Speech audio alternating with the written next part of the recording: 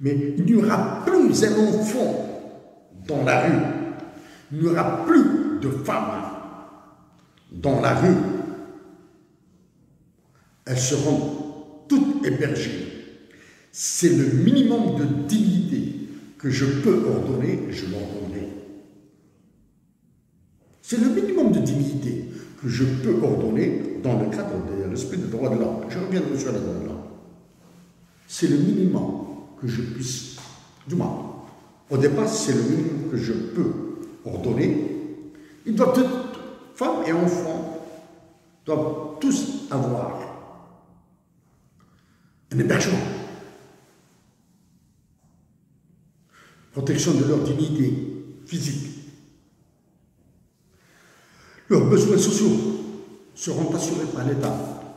N'oubliez pas que j'ai dit que je décréterai l'État-providence. Okay. Chers compatriotes d'Algérie, ai-je oublié les étudiants, les universitaires, la formation, etc. Non. J'ai dit que pour les étudiants méritants, il y aura des bourses de 102 000 $ sur 5 années pour qu'ils partent au Canada, en France, aux États-Unis, au Japon, en Australie, en Allemagne, dans les pays d'Europe du Nord, pour qu'ils redeviennent une force pour l'Algérie. Ou du moins, ceux qui décideront de rentrer en Algérie seront une force, à condition de leur assurer la liberté d'expression, de leur assurer la démocratie. Tu le formes, il est devenu une lumière en informatique, il est devenu une lumière en chirurgie, en médecine, il est devenu une lumière en sociologie, en psychologie, etc. Mais sans liberté d'expression, sans le respect de ses droits, il ne servira absolument à rien. Il servira à porter des costumes, des cravates et à rouler les mécaniques, c'est tout.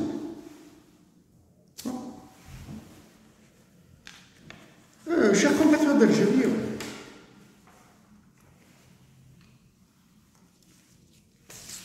actuellement l'immigration algérienne, c'est-à-dire les Algériens qui quittent le pays, j'ai dit que je vais freiner ce mouvement.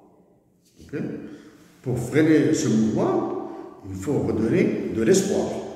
Quel espoir? L'espoir fait des droits de l'homme et de la dignité humaine.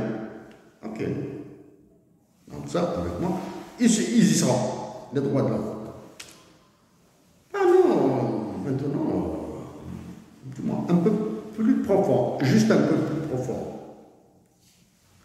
Les 3 candidats là, qui se sont annoncés là, qui font du bruit, les avez-vous entendu parler du renouvellement intégral de l'état-major de l'armée? Okay. Les avez-vous entendu parler du renouvellement de l'état-major de l'armée? Non. Les avez-vous entendu parler de la dotation de l'Algérie de l'hymne national bilingue en tamazight en arabe? Non. Mais encore, ils ont éludé carrément la majorité de l'Algérie. De l'Algérie. Je rappelle que je suis le candidat des populations amazighes du Sud. Qu'ils ont parlé un autre pro.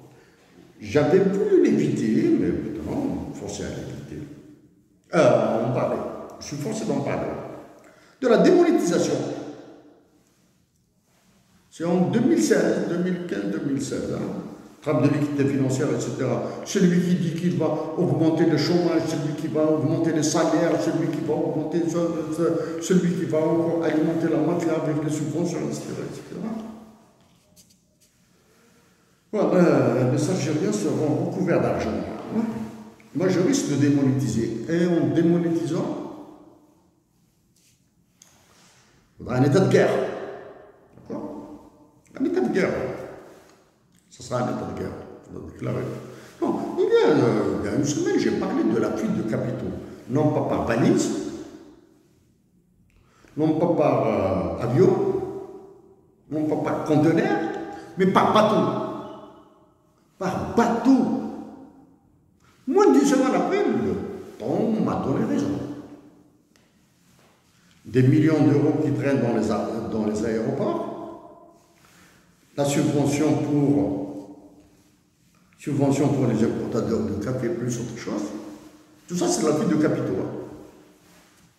Appelez-la comme vous voulez.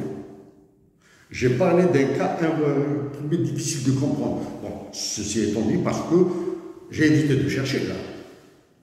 En Algérie, le dinar s'apaise. Au Canada, le dinar augmente. Ce truc. Bon, la première cible, c'est les logements en Algérie qui vont flamber. C'est la terre qui va flamber en Algérie. Ça, je l'ai dit en 2015-2016. Ça, ce sont les premiers éléments que je vois. Des logements qui vont valoir, des logements construits par les fonds publics qui vont être revendus par 3 milliards. Je profite en parlant de logements. Sur le web, sur YouTube, etc., certains bénéficiaires de logements, après avoir dit leur joie, après avoir fait des you, etc., une joie légitime, une joie compréhensible, il y a des personnes un peu plus perspicaces qui montrent les défauts dans les constructions de ces logements. C'est des tours que j'ai vus comme ça, à travers YouTube. Au lieu de construire des logements, de nouveaux logements, il faudra penser aux victimes quand ces logements vont s'affaisser. Avec les inondations, avec des chaleurs accablantes, etc., avec tous les phénomènes de changement climatique là. Quand ces logements quand des bâtiments complets vont commencer à s'affaisser, il faudra reloger les personnes qui survivront. C'est-à-dire, celui qui occupe la conciergerie de Macron à Alger, qui a été ministre de l'Habitat, etc., promet de construire 4 millions de logements. 4 millions, 40 millions de logements, 50 millions de logements, 400 millions de logements, etc. La compatriote d'Algérie, ça paye. Avez-vous entendu ces candidats parler de la nature? J'ai dit au CEO, président directeur général de Teramine en Australie. Je lui dis que plus qu'un adversaire, c'est mon ennemi. Je vais exposer Teramine en Algérie. En disant j'exposerai Teramine en Algérie, ça veut dire que je vais soulever tous les contrats liés aux mines. Okay? Avez-vous entendu parler ces candidats de l'environnement en Algérie? Teramine. Parlons de Teramine, c'est le zinc et le plomb. Donc c'est les batteries, etc. S'il y a quelque chose à faire avec ce zinc et ce plomb, ce sont les Algériens qui le feront. Dans 5 ans, dans 10 ans, dans 15 ans, mais ce sont les Algériens, eux seuls le feront. Comme ce sera les Algériens qui produiront plutôt, le lait nécessaire pour les enfants du Sud. Okay? Maintenant, pour produire le lait nécessaire aux enfants du Sud, probablement qu'il serait nécessaire utile. Une analyse coût-bénéfice, une analyse coût-opportunité de le produire dans le Sud même. Pour cela, j'ai parlé d'un marché international des ressources naturelles dans le sud de l'Algérie et j'ai parlé d'une université de niveau mondial dans le Tanzania, dans le Hogar. Ça, ce sont des sujets que j'ai abordés en 2014-2015. Chers compatriotes d'Algérie, les conditions de vie, même au Canada maintenant, vous savez, sont devenues très difficiles. Aux États-Unis, etc., sont devenues très difficiles. Vous n'avez pas entendu parler de la crise qui circule là, une crise là. Je vous dis, tant qu'une banque n'a pas pété, tant qu'une banque n'a pas explosé, oubliez ça, oubliez la crise. On dit que le Japon, etc. Non, le Japon s'est repris, etc. Donc les problèmes sont ailleurs. Ils sont dans les changements climatiques, parce qu'il y a une spéculation sur le prix du bon temps, du beau temps, de la pluie, etc. Les spéculations sont sur le refus des Américains, Canadiens, quand on dit Canadiens et Américains, qui refusent les voitures électriques chinoises. Ok, qui les refusent, pas par le mot, parce qu'il y a l'OMC,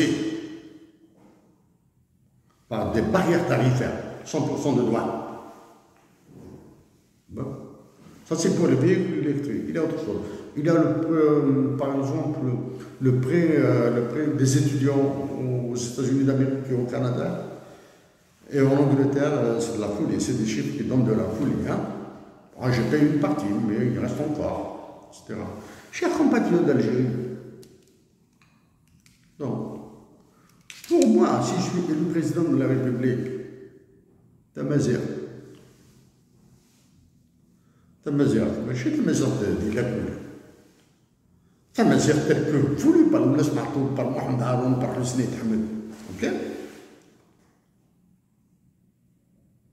Si je suis le président de la République, ce sera des services secrets comme ceux imaginés par Alim Sibi. Si je suis le président de la République, ce sera un État, une patrie avec une justice telle que rêvée par la Bananda.